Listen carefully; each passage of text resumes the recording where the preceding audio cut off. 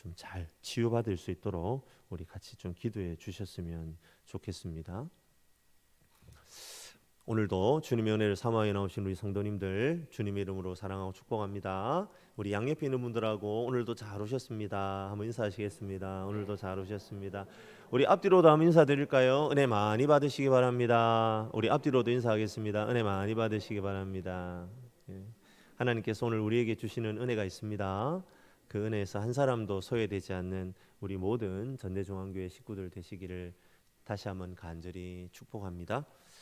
지금 우리가 살아가는 시대를 PR 시대라고 합니다. 적극적으로 자신을 홍보하는 시대.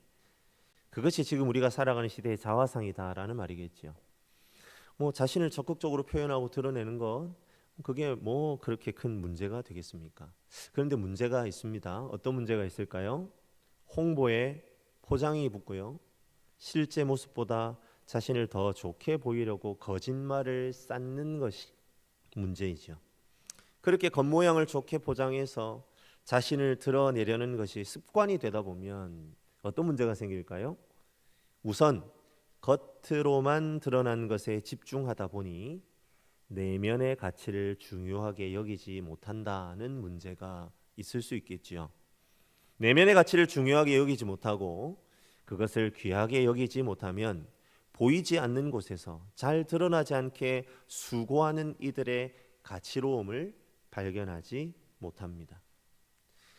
겉모양을 포장하여 잘 드러내는 것에 익숙하다 보면 결국 또한 우리의 내면이 점점 텅 비어가는 것을 경험하게 되는 문제가 있게 되겠죠. 그러다 결국 껍데기는 점점 두꺼워지고 우리의 내면에는 어떠한 소중하고 가치 있는 것도 한 조각 남지 않는 비참한 상황에 놓이게 됩니다. 그렇게 되다 보면 내면의 비루함과 누추함을 감추기 위해 우리는 겉에 보다 더 화려하고 아름다운 곳으로 치장을 하려 들게 되겠지요. 악순환의 연속인 셈입니다. 하나님께서 바리새인을 향하여 회칠한 무덤이라고 호통을 친 것이 바로 이런 의미입니다. 그들은 거리에서 기도하기를 좋아하고 자신의 신앙이 더 좋게 보이려고 부단히 애를 썼습니다. 하지만 그들의 내면은 무덤 속에 놓여있는 시체가 부패하여 냄새를 내듯 엉망이었습니다. 그런 그들에게서 어떤 생명의 한 조각이라도 발견할 수 있었겠습니까? 교회의 참된 일꾼, 예수의 제자는 화려한 외면에 치중하는 사람이 아닙니다. 오히려 내면의 진리와 진실을 갖추는 사람이어야 합니다. 오늘 본문은 바울 사도가 고린도 성도들을 향하여 강력한 어조로 책망하는 모습을 보게 되지요. 이유는 단 하나입니다. 겉으로 드러난 화려함의 마음을 빼앗겨 참된 진리의 복음에서 벗어나 있는 그들의 상황이 있기 때문이지요. 그리고 바울은 그들이 이 상황에서 하루속히 벗어나기를 바라고 있습니다. 오늘 본문 2절을 보시면 바울은 고린도 성도들을 위해 그들을 정결한 처녀로 한 남편인 그리스도에게 드리려고 중매하는 일에 열심을 내었다고 합니다. 그런데 여기에서 열심이라고 번역된 단어는요, 시기 또는 질투라는 의미에 더 가깝습니다. 그러니까 2절에서 바울은 마치 사랑하는 사람에 대해 질투로 불타는 것과 같은 마음을 가지고 있다고 자신의 마음의 상태를 설명하고 있는 셈입니다. 이 질투는 죄로 인하여 가지게 되는 질투와는 다릅니다. 오히려 약혼자나 혹은 배우자가 외도할 때에 가지게 되는 질투심이라고 보아야 합니다. 즉 바울 사도는 고린도의 모든 성도들이 외도하지 않는 정결한 배우자로 그리스도께 서기를 원했고 이를 방해하는 모든 자들에 대하여 질투하고 있습니다. 성도가 정결하게 서지 못하게 하는 자들 누구입니까? 그들은 바로 교회 안에 침투한 거짓 교사들입니다. 거짓 교사들은 그릇된 지식과 가르침으로 성도들을 미혹했습니다. 본문 4절에서 이 거짓 교사들이 가르친 내용이 나오고 있지요. 우리 다 함께 4절 말씀입니다. 한 목소리로 한번 읽어볼게요. 만일 누가 가서 우리에게 전파하지 아니한 다른 예수를 전파하거나 혹은 너희가 받지 아니한 다른 영을 받게 하거나 혹은 너희가 받지 아니한 다른 복음을 받게 할 때에는 너희가 잘 용납하는구나. 바울 사도는 거짓 교사들의 행동 가운데 가장 먼저 그들이 다른 예수를 전했다라는 사실을 지적하고 있죠. 예수님의 인성을 부정하거나 반대로 예수님의 신성을 부정하는 이단의 가르침을 전했다는 겁니다. 두 번째로 거짓 교사들은 고린도 성도들로 하여금 다른 영을 받게 했다. 바울 사도가 고발합니다. 우리는 예수 그리스도를 믿음으로 성령을 선물로 받습니다. 그런데 거짓 교사들은 거짓 믿음으로 성도들을 미혹하여 성령을 회방하는 잘못을 저질렀습니다. 마지막으로 그들은 다른 복음을 전했다고 바울 사도가 이야기하네요. 복음의 핵심이 무엇입니까? 바로 예수 그리스도의 죽음과 부활입니다. 그런데 이단들은 그것을 왜곡합니다. 예수님의 십자가의 죽음이 실패했다느니, 예수님이 실상은 부활하지 않았다느니, 우리의 진정한 구원을 위해 다른 구원자가 필요하다느니, 그런 식의 가르침으로 성도들을 미혹했습니다. 사랑하는 성도 여러분, 지금 이 시대에도 그런 거짓 교사들은 얼마든지 있습니다. 그리고 우리를 어떻게든 미혹하려고 애씁니다. 우리는 이렇게 이 미혹으로부터 이겨낼 수 있을까요? 어떻게 이 미혹으로부터 이겨낼 수 있습니까? 진리에 대한 분명한 이해가 있어야만 다른 복음, 다른 예수, 다른 영을 전하는 이단의 미혹을 이겨낼 수 있습니다. 우리가 양육의 자리에 서 있어야 하는 이유가 바로 여기에 있죠. 올 상반기부터 저희는 양육과정을 계속 진행하고 있고 지금 하반기에도 양육과정에 많은 성도님들이 참여하여서 훈련을 받고 있습니다. 특별히 이번 하반기에는 우리 구역장님들께서 또 구역장 훈련에 참 없는 시간들을 쪼개어서 최선을 다해서 참여하고 섬겨주고 계십니다. 우리가 참으로 각자의 삶이 매우 바쁘고 힘든 시간을 살아갑니다. 근데 그러함에도 불구하고 시간과 노력을 기울여 이렇게 양육에 참여해야 하는 이유가 무엇일까요? 참 진리의 기초를 다지기 위해서입니다. 그것은 그냥 되는 대로 살아간다고 해서 얻어지는 것이 아닙니다. 그것을 기억하고 더욱 하나님의 말씀에 집중하여 알고 배우며 우리의 삶에 적용하는 일에 게으르지 않는 우리 모든 전대중앙교회 성도님들 되시기를 주님의 이름으로 간절히 축원합니다.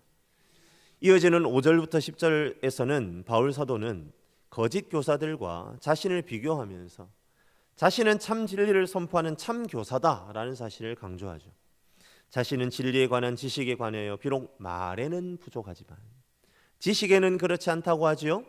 그리고 사역의 태도에 있어서도 비용이 부족하였을지라도 그것을 성도들에게 모르게 패끼치지 않으려고 조심하는 모습을 보였다. 그렇게 말합니다. 특히 7절에 바울은 자신이 사례를 받지 않고 복음을 전한 것에 대해 강조하고 있습니다. 우리 7절 말씀도 같이 한번 읽어볼까요? 내가 너희를 높이려고 나를 낮추어 하나님의 복음을 값없이 너희에게 전함으로 죄를 지었느냐? 당시에는요 목회자의 숫자가 많이 부족했겠지요. 그래서 이른바 순회 설교자들이 각 지역에 개척된 교회들을 일정 기간 동안 그곳에 머물며 설교를 하며 목양을 하는, 그렇게 하다가 또 다른 곳으로 옮기는 그런 일들을 우리 순회 설교자들이 감당하였습니다. 그 과정에서 이 순회 설교자들에게 각 교회는 사례를 하고 생활을 책임져 주었죠. 이렇게 사례를 받는 것 결코 불순한 것 아니었고 정당한 것이었다는 말입니다. 그런데 바울 사도는 그 정당한 사례를 받지 않았다는 말이에요. 바울 사도가 그렇게 한 이유는 처음 복음을 접하는 이방인들인 고린도 성도들이 그의 순수한 동기를 의심하지 않기를 바랐기 때문에 정당하게 받아도 되는 사례를 받지 않은 것입니다. 바울은 복음의 진보를 위해 기꺼이 자신이 누려도 마땅한 것을 포기하기까지 복음의 열정으로 성도들을 섬겼다는 말이지요. 사랑하는 성도 여러분, 그리스도인은 복음에 헌신된 사람입니다. 저 같은 목사들만 복음에 헌신하는 것이 아니라 내가 그리스도인으로 이름 붙여져 있다면 누구든지 헌신된 자가 되어야 한다는 말입니다. 주님의 사역은 자신을 내세우지 않고 상대를 섬기고 도리어 높이는 것입니다. 교회 공동체의 건강한 정도에 대한 척도가 되는 것은 무엇입니까? 그것은 다름 아닌 교회 공동체 안에서 구성원들이 얼마나 남을 나보다 낮게 여기고 섬기려고 애쓰는 사람이 많은가일 것입니다. 그렇게 섬기는 공동체가 바로 건강한 공동체입니다. 그리고 우리 주님께서는 그 공동체를 통해 하나님의 놀라운 일들을 이루어 가실 것입니다. 우리 전대중앙교회 공동체가 그런 섬김의 공동체로 하나님께 언제나 쓰임받는, 그렇게 주님 앞에 쓰임받게 되기를 주님의 이름으로 다시 한번 간절히 축원합니다. 바울은 이어지는 11절부터 15절의 말씀을 통해 거짓 교사들의 정체를 더욱 강력하게 폭로합니다. 바울은 특히 13절과 15절에 그들을 거짓 사도, 속이는 일꾼, 사탄의 일꾼이라고 말합니다. 그런데 왜 그들을 바울 사도는 특별히 사탄의 일꾼이라고 표현하는 것일까요? 그 이유는 14절에 나타납니다. 우리 14절 말씀도 같이 한번 한 목소리로 읽겠습니다. 이것은 이상한 일이 아니니라. 사탄도 자기를 광명의 천사로 가장하나니. 우리가 방금 읽은 이 14절에 나타난 사탄의 특징이 나타나네요. 무엇입니까? 그렇습니다. 미혹하는 존재라는 겁니다. 속이고 유혹하기 위해 수단과 방법을 가리지 않는데, 그 중에 사탄은요, 자신을 번듯하게 가장하는 방법을 가장 많이 이용한다는 거예요. 광명의 천사로도 자신을 가장할 수 있는 존재, 그것이 바로 사탄이고, 사탄의 가장 중요한 특징은 다름 아닌 속이는 것이라는 말입니다. 만약 사탄이요, 공포 영화에 나타나듯 무섭고 잔인한 존재로 이렇게 모습을 하여서 대중들 앞에 선다면 어떻게 사람들이 그것에 미혹당하겠습니까? 하지만 사탄은요, 누구보다 세련된 모습으로 우리에게 나타난다는 거예요. 자신의 대리자를 세워서 말이죠. 그 대리자들이 누구입니까? 그렇지요, 바로 거짓 교사들이다라고 바울은 말합니다. 그래서 거짓 교사들을 사탄의 일꾼이라고까지 부르고 있는 것이지요. 당대의 거짓 교사들은 화려한 언변과 인간적인 매력을 가진 사람들이었다고 합니다. 그러한 외모와 겉모습에 속아 많은 성도들이 악한 길로 미혹되었던 겁니다. 그러하기에 오직 진리를 바르게 분별하는 사람만이 그들의 꾸밈에 흔들리지 않을 수 있었겠지요. 이런 상황은 지금 이 시대에도 다르지 않습니다. 왜 수많은 사람들이 이단에 미혹될까요? 그들이 전통 교회보다 무언가 세련되어 보이고 미혹할 만한 무엇이 있기 때문입니다. 마음의 중심을 견고히 하고 겉모습이 아닌 내면의 가치에 무게중심을 두지 않으면 빠져들 수밖에 없습니다. 그런데 말입니다, 사랑하는 성도 여러분, 거짓 교사, 사탄의 일꾼은 그럴듯하게 사람을 속일 수는 있지만 결코 속일 수 없는 분이 있습니다. 누구입니까? 그렇죠, 바로 하나님입니다. 제가 갈라디아서 6장 7절 말씀을 한번 읽어드립니다. 스스로 속이지 말라. 하나님은 업신여김을 받지 아니하시나니 사람이 무엇으로 심든지 그대로 거두리라. 아멘. 하나님 어떻다고요? 속지 않으신답니다. 업신여김을 받지 않으신답니다. 그리고 인간의 그 행위대로 심판하신다고 말씀하십니다. 모든 인간은요, 죄인입니다. 그러하기에 어느 누구나 자기의 행위대로 영원한 형벌을 받을 수밖에 없습니다. 하지만 오직 그리스도의 공로에 힘입어 죄 사함을 얻는 그리스도인은 다릅니다. 구원을 선물로 받은 인간은 죄의 결박으로부터 자유함을 얻지요. 하지만 모든 것이 드러나 심판받게 될 사탄의 일꾼들은 그 기만과 속임수에 관한 모든 행위의 보응을 영원한 심판으로 받게 됩니다. 말씀을 마무리합니다. 사랑하는 전대중앙교회 성도 여러분, 오늘 이 시간 하나님께서 우리에게 기대하시는 것은 무엇일까요? 우리의 마음에 잘 분별하여 하나님 기뻐하시는 것을 마음에 붙잡고 순종하기로 결단하는 저와 여러분들이 되시기를 우리 주님은 기대하고 계십니다. 그 하나님의 사람들로 우리 모두가 세워지게 되기를 주님의 이름으로 간절히 축원합니다. 하나님께서는 먼저 우리가 참 하나님의 일꾼들을 분별하는 삶을 살아갈 것을 요청하고 있습니다. 자신을 앞세우는 사람은 결코 하나님의 일꾼이 될 수 없습니다. 아무리 능력이 많고 재주가 많아도 그 마음의 중심에 하나님을 경외하는 마음이 없다면 그 사람은 결코 하나님께서 용서하실 수 없습니다. 그런 의미에서 먼저 내가 하나님 앞에 어떤 평가를 받을 사람인지 말씀의 거울에 자기 자신을 비추어 보는 이 시간이 되시기를 바랍니다. 겉사람을 치장하는 데 너무 많은 것을 허비하여 속빈 강정처럼 내면은 텅 비어버린 채 껍데기만 두꺼운 괴물이 되어가는 것은 아닌지 스스로 잘 살펴야 하겠습니다. 또한 우리 전대중앙교회 공동체를 바라보면서 우리 공동체 안에 자신을 낮추고 섬기는 자들을 높이며 다른 이에게 누를 끼치지 않으려는 진실한 일꾼들이 누구인지 분별할 수 있는 진리의 충만한 눈을 소유하는 우리들이 되기를 바랍니다.